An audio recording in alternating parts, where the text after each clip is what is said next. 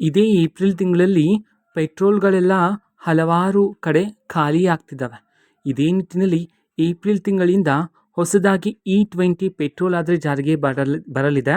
So ಇನ್ನು ಮುಂದೆ ಹಲವಾರು ಕಡೆ E20 ಪೆಟ್ರೋಲ್ ಮಾತ್ರ ಲಭ್ಯ ಇರುತ್ತೆ ಅಂತ ಹೇಳಿ ಮಾಹಿತಿಗಳಾದರೆ ಬರ್ತಿದ್ದಾವೆ.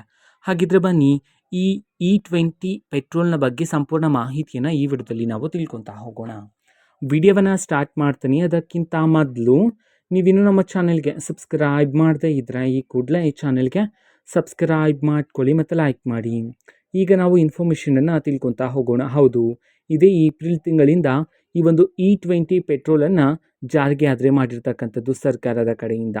ಹಾಗಿದ್ರೆ ಈ ಒಂದು E20 ಪೆಟ್ರೋಲ್ ಅಂತಂದ್ರೆ ಈ ಒಂದು E20 ಪೆಟ್ರೋಲಲ್ಲಿ 80% ಪೆಟ್ರೋಲ್ ಇರುತ್ತೆ. ನಾವೀಗ ಬಳಕೆ ಮಾಡ್ತಕ್ಕಂಥ ಪೆಟ್ರೋಲು 80% ಇರುತ್ತೆ. ಉಳಿದಿರ್ತಕ್ಕಂತಹ 20% ಎಥನಾಲ್ ಆಗಿರುತ್ತೆ. ಓಕೆನಾ? ಸೊ ಅದನ್ನು ನಾವು E20 ಪೆಟ್ರೋಲ್ ಅಂತ ಹೇಳಿ ಕರೆಯಲಾಗುತ್ತೆ.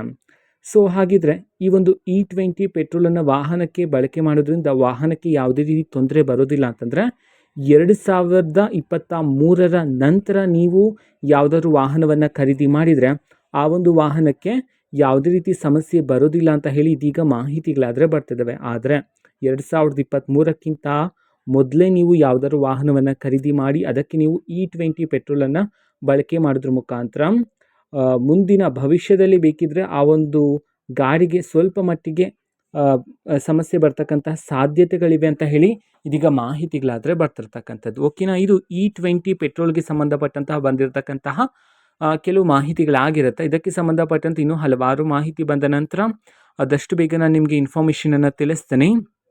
ಅದಕ್ಕೋಸ್ಕರ ಚಾನೆಲ್ಗೆ ಸಬ್ಸ್ಕ್ರೈಬ್ ಮಾಡ್ಕೊಳ್ಳಿ. ಮತ್ತೀಗ ನಾವು ಫೇಸ್ಬುಕ್ಕಲ್ಲೂ ಸಹ ಈಗ ವಿಡಿಯೋಸ್ಗಳನ್ನು ಅಪ್ಲೋಡ್ ಮಾಡ್ತಿದ್ದೀವಿ. ಫೇಸ್ಬುಕ್ ಚಾನೆಲ್ ಲಿಂಕನ್ನು ಡಿಸ್ಕ್ರಿಪ್ಷನ್ ಬಾಕ್ಸಲ್ಲಿ ಕೊಟ್ಟಿರ್ತೇನೆ. ಕ್ಲಿಕ್ ಮಾಡಿಬಿಟ್ಟು ಫಾಲೋ ಮಾಡಿ. ಓಕೆನಾ? So thank you, bye.